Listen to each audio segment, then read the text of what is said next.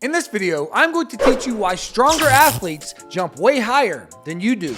I'm going to talk about how to know whether you are, in fact, strong enough to jump as high as you possibly can. I'm going to talk about what to do if you are very strong, but you still can't jump high. I'm going to give you the very own phases that I use with my very own athletes to ensure that they do have enough maximum strength, but they also have enough power and speed and explosiveness. And last but not least, I'm going to teach you the question, the real question that you should be asking yourself when it comes to strength and vertical jump. But before we get into that, make sure that you like this video, subscribe to the channel, comment jump, JUMP down below in the comment section for a free vertical jump training program. My name is Nathaniel Morton. I am a sports performance trainer and basketball coach who specializes in, you guessed it, basketball players. And in today's video, we have a question from Tyler Lee, who says, how do you know if you are lacking in strength?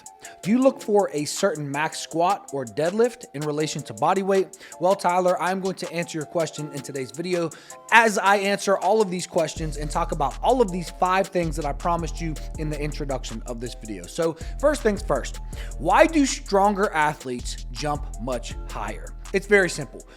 Vertical jump is nothing more than a test of power output. How powerful are you?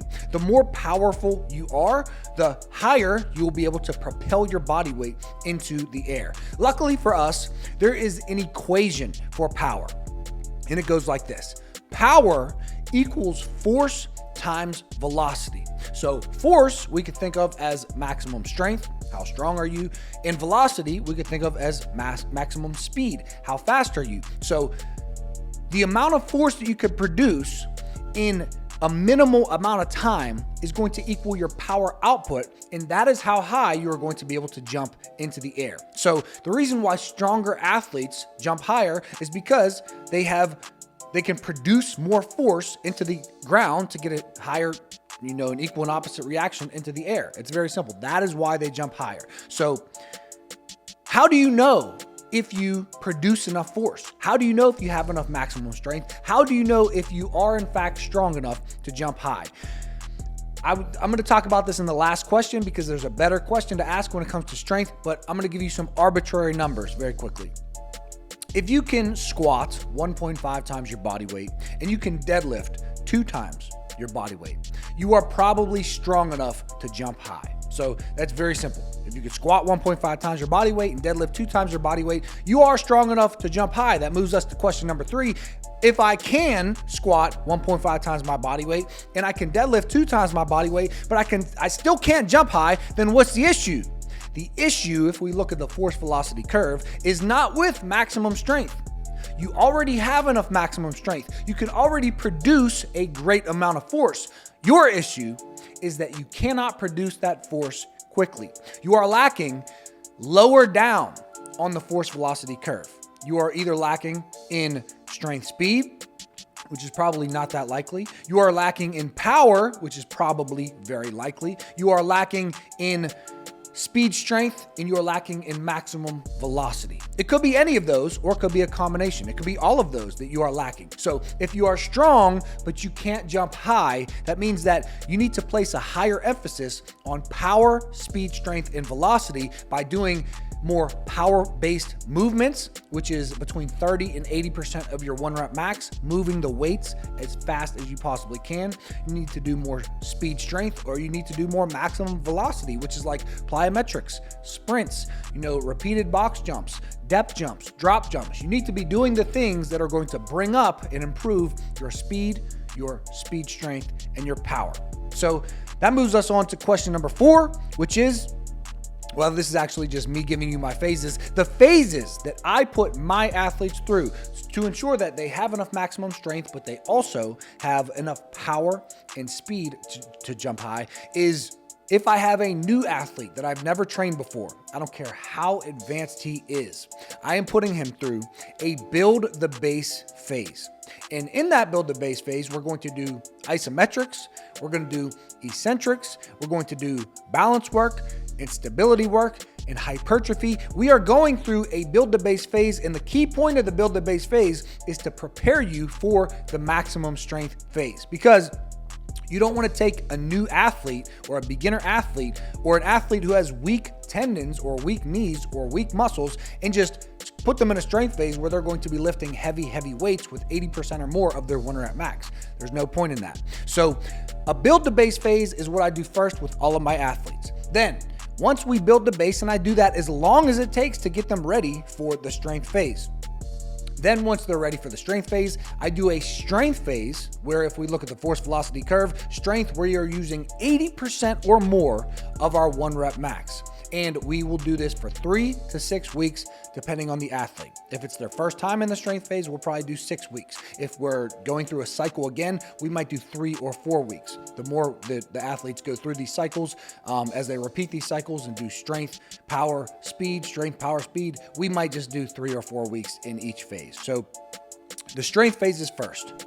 Then we go through a power phase, and then we go through a speed phase. The reason why it's set up like this, where we do strength first and then power and then speed, is because strength is the foundation for all dynamic movement. So you build your base foundation first, you build your strength first, and then you increase your power and your speed, and you turn that strength into power and into speed, and then you peak your vertical jump at the end of that speed phase. So one very important thing to understand about the strength and the power and the speed phases is that you don't want to completely neglect power and speed when you're in the strength phase.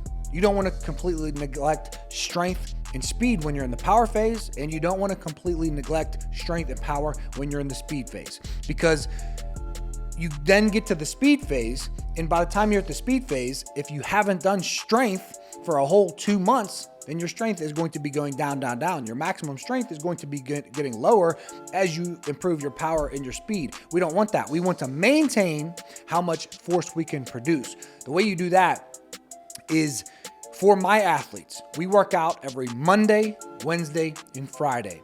We have high intensity, lower body workout sessions.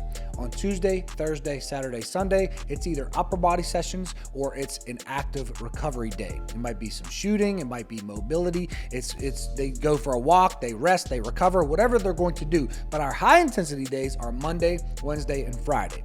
So in the strength phase, we will do a strength workout on Monday, a power workout on Wednesday, a strength workout on Friday, a speed workout next Monday. Then it repeats. So we're going strength, power, strength, speed, strength, power, strength, speed. So for every 1 power and speed workout, we are doing 2 strength workouts. This way, we continue to improve our power and our speed, but the main focus in the strength phase is maximum strength with 80% or more of our 1 rep max. Then once we get in the power phase, we go power, strength, power, speed, power, strength, power, speed. So now it's 2 power workouts for every 1 strength workout and 1 speed workout. This way, we are still touching on our strength while the main focus is on our power. And then same thing in the speed phase, we go speed, strength, speed, power, speed, strength, speed, power. So now it's 2 speed workouts for every 1 power and 1 strength workout. So you can see how when we get to the speed phase, we're not completely neglecting strength and power. We're still touching on strength and power, but the main focus is on speed. So that's how I set up my phases for my athletes. And then after the speed phase, we would return to a strength phase and do it all over again. And this changes based on whether people have playoffs or a championship or big AAU tournaments or whatever they want to have the highest vertical jump for. Then we would make sure that we end the speed phase whenever they want to peak their vertical jump. So that is number 4, the phases that I put my athletes through. Number 5, and probably the most important part of this video, is the real question about strength when it comes to vertical jump. So you ask the question, how do I know if I'm strong enough? Is it a squat or a deadlift relative to my body weight? That is great for weight room strength. But what really matters to jump as high as possible is how strong are you? How much force can you produce in 0.2 to 0.4 seconds? If you can squat 2 times your body weight, let's just say this, I weigh 200 pounds. If I can squat 400 pounds, amazing, yay, go be a power lifter. Go lift a lot of weight, great. But how much weight can you lift in 0.2 to 0.4 seconds? How much of that is going to transfer to a vertical jump? If you're lifting 2 times your body weight, but you're going up super slow, then that doesn't transfer to a vertical jump. You can't use all of that force in a vertical jump. So what really matters to jump high is producing force quickly. And the way that you really improve that is by doing power work, by doing rate of force development work, by doing reactive strength work, by doing maximum velocity work. So I showed you my phases. I never neglect maximum strength, pure maximum strength with my athletes. We like to lift heavy. We like to do 5x5 as heavy as we can, 5x3 as heavy as we can. But the real question is not how strong you are in the weight room compared to relative to your body weight. It's how strong can you be in 0.2 to 0.4 seconds? How much force can you produce in a very short period of time? That's it for this video. Like this video if you like it. Subscribe to the channel, comment, jump for a free vertical jump training program. Check out my advanced training programs that will take you to the next level. Link will be in the pinned comment and in the description below. And I will see you guys tomorrow at 10 a.m. Eastern Standard Time. Peace.